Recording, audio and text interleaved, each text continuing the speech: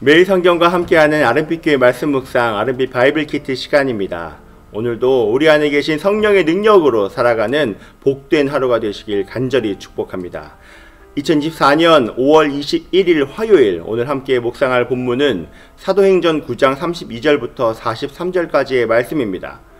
우리가 묵상하고 있는 사도행전은 예수님을 목격한 사도들의 복음의 일대기이지만 사실상 베드로와 바울 두 사도만 등장하기 때문에 사도행전이라는 제목이 전체를 아우르는 데 한계가 있습니다. 그래서 이 사도행전은 성령이 주인공이시기 때문에 성령행전으로 불리우기도 합니다.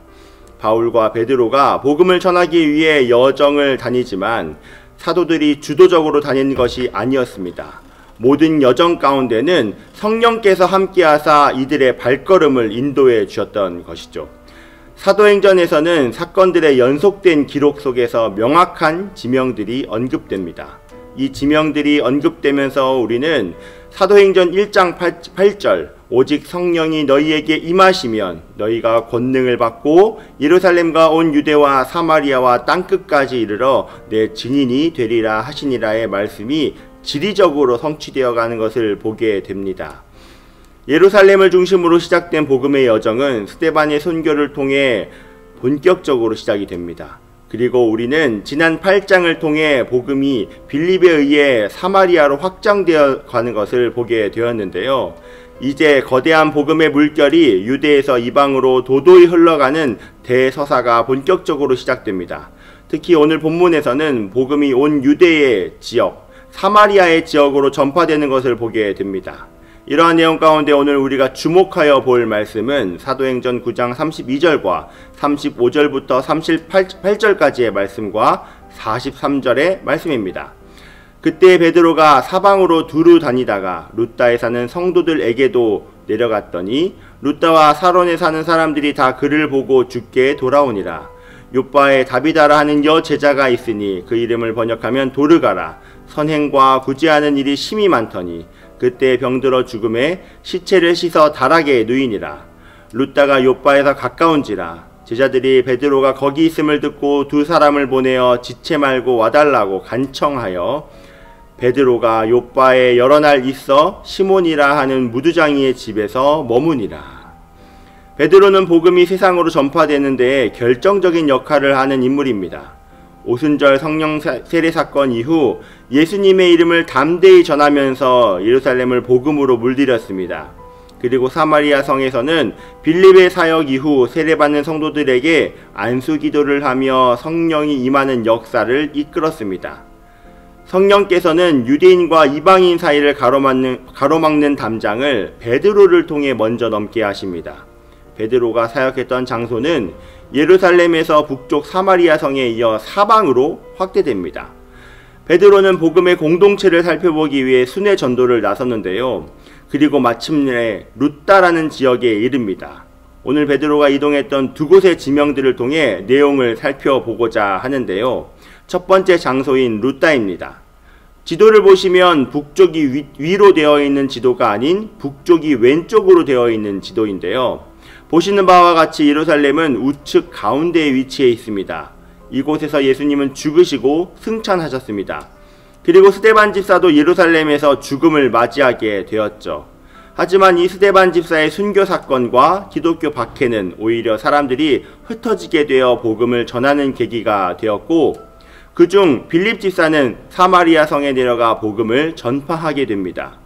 그리고 성령의 인도함을 받은 빌립은 예루살렘에서 남쪽으로 향하여 에디오피아 내시를 만나게 됩니다. 빌립 집사에 의해 복음이 사마리아 지역까지 전파되었습니다.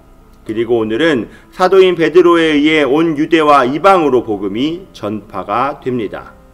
바로 이 룻다라는 지역인데요. 룻다는 유대 행정구역 중 한 곳으로 예루살렘에서 북서쪽으로 약 40km 떨어진 작은 도시입니다. 베드로는 이곳에서 애니아라는 남성을 만나는데요. 그는 8년 동안 중풍병으로 누워 지내던 사람이었습니다. 베드로는 애니아를 만나 곧바로 치유의 기적을 보여줍니다. 이전에 베드로는 성전 미문에 앉아있던 남자를 치유할 때 예수 그리스도의 이름으로 일어나 걸으라 하며 그의 오른손을 잡아 일으켜 세웠다면, 이곳에서는 예수 그리스도께서 너를 낫게 하시니 일어나 내 자리를 정돈하라고 선포합니다. 베드로는 성령 사건 이후로 예수의 영이신 성령께서 함께 하신다는 것과 그 예수께서 치유하기를 원하신다는 신적 의지를 강조합니다. 이 사건으로 룻다와 사론의 많은 사람들은 주께로 돌아오게 되는 역사를 가져옵니다. 그리고 이어진 두 번째 장소는 욥바입니다. 욥바는 룻다에서 북서쪽으로 약 20km 떨어진 항구 도시입니다. 이곳에서 베드로는 다비다, 헬라어로 도르가라는 이 여제자를 죽음에서 살리는 기적을 보여줍니다. 이곳에서 베드로는 죽은 다비다를 향해 다비다야 일어나라고 선포합니다. 마치 예수님께서 회당장 야이로의 딸을 살리실 때 말씀하신 달리다 쿰을 외치신 것처럼 다비다 쿰을 외칩니다. 베드로는 예수 그리스도가 가지신 생명으로 복음의 능력을 보여줍니다. 이 두 지역에서의 사건은 지역 사람들로 하여금 복음을 갖게 되는 계기가 되면서 복음이 확산되는 동력이 되기도 했습니다. 이 룻다와 욥바는 복음 전파에 있어 매우 중요한 도시입니다. 왜냐하면 이 지역들은 유대인과 이방인이 섞여 사는 곳이기 때문입니다. 특히 욥바의 경우에는 이방인의 비율이 훨씬 높았습니다. 지금 베드로의 사역은 유대인과 이방인의 경계를 넘어서고 있는 것이라 할 수 있습니다. 베드로가 가장 먼저 담장을 넘고 있는 것이죠. 복음의 물결이 예루살렘을 넘어 온 유대와 사마리아로 퍼져가는 상황을 보게 됩니다. 그리고 오늘 본문 마지막으로 등장하는 인물이 있습니다. 바로 무두장이 시몬의 집인데요. 성경은 베드로가 이곳에서 머물렀다고 기록하고 있습니다. 43절입니다. 베드로가 욥바에 여러 날 있어 시몬이라 하는 무두장이의 집에서 머무니라. 무두장이라는 직업은 가죽 가공업자를 말합니다. 가죽을 어떻게 만들어내나요? 동물의 사체에서 가죽을 취해 가공합니다. 그래서 이 무두장이라는 직업은 유대 사회에서 부정한 직업으로 여겼습니다. 이 부정한 자의 집에 유대인 사도가 거하는 모습을 보면 예수님께서 당시 죄인으로 여겼던 삭개오의 집에 머무르셨던 모습이 떠올려집니다. 복음은 이방지역이라는 지리적인 부분을 넘어 엄격한 정결법의 경계도 허뭅니다. 복음을 가로막는 장벽은 그 무엇도 없습니다. 지리적인 여건이 막을 수 없고 더 나아가 문화와 법도 막을 수 없습니다. 작년 영국 BBC에서 방영했던 영상을 본 적이 있습니다. 영상의 제목은 네팔 기독교 열풍 이끄는 한인 선교사의 엇갈린 시선인데요. 주로 힌두교를 믿는 네팔 전역에 기독교 복음이 확산되고 있다고 하면서 네팔의 기독교 신자가 세계에서 가장 빠르게 늘고 있다는 내용이었습니다. 네팔 전 부총리는 독실한 힌두 신자로서 기독교가 전파되는 모습을 보며 산불처럼 번지고 있다고 표현했습니다.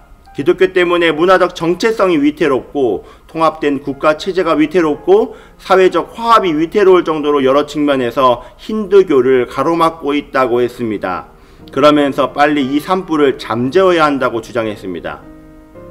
예수를 모르는 곳에 복음이 새롭게 들어가게 되면 문화뿐 아니라 복음을 가로막는 모든 것들이 허물어집니다. 이렇게 허물어질 수 있는 이유는 다른 이유가 없습니다. 예수의 영이신 성령께서 직접 그 모든 것들을 주관하시기 때문입니다. 성령의 능력을 가로막는 것은 아무것도 없습니다. 방금 전 이야기 나누었던 네팔의 복음 전파 영상에는 한 소녀가 등장했습니다. 이 소녀는 예수님을 믿고 난 후 가정 안에서 엄청난 핍박이 있었다고 했습니다. 아버지는 매일같이 딸을 박해했다고 합니다. 교회를 가지 못하도록 집에 감금을 하고 핍박하는 것이 일상이었다고 합니다. 하지만 그 무엇도 이 소녀가 주님께 예배하는 것을 막을 수는 없었습니다. 그리고 결국엔 그렇게 박해하던 아버지도 예수를 믿고 나서는 자신이 예수를 알았기 때문에 살았다고 고백을 합니다.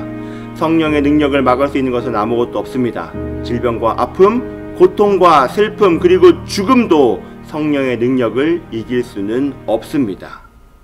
오늘 하루 예수 그리스도를 주로 고백하는 우리 아름빛 교회 성도님들의 삶 가운데 우리 안에 계신 성령의 능력으로 오늘의 하루를 누리시길 간절히 축복합니다. 다 같이 기도하겠습니다.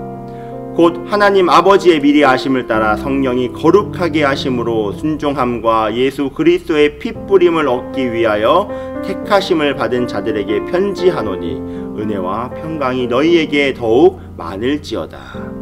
은혜가 진리가 되시는 하나님 아버지 감사합니다. 오늘도 우리에게 복된 하루를 허락하시고 그 은혜의 풍성함에 따라 살아가게 하심에 한없는 영광을 올려드립니다. 주께서 승천하시기 전 오직 성령이 너에게 임하시면 너희가 권능을 받고 예루살렘과 온 유대와 사마리아와 땅끝까지 이르러 내 증인이 될 것이라고 말씀하신 그 약속을 바라보며 그 복음의 물결이 오늘 우리가 사는 대한민국까지 당도했음을 바라봅니다. 주님, 성령의 능력은 그 무엇도 막을 수 없어 질병과 아픔, 고통과 슬픔 그 무엇도 성령을 이길 수 없음을 바라봅니다. 살아계신 주님, 오늘도 우리 아름빛교회 성도님들의 삶 가운데 어려움과 힘듦, 괴로움과 낙담이 있다면 주 예수의 영 성령의 능력과 힘으로 오늘의 하루를 감당케 하여 주시옵소서. 주께서 주시는 은혜와 평강으로 오늘의 하루, 내일의 하루, 앞으로의 모든 날 가운데 함께하사 우리 안에 계신 성령의 능력으로 이겨내는 승리의 삶 살아가게 하여 주시옵소서. 감사합니다. 살아계신 예수 그리스도의 이름으로 기도합니다. 아멘.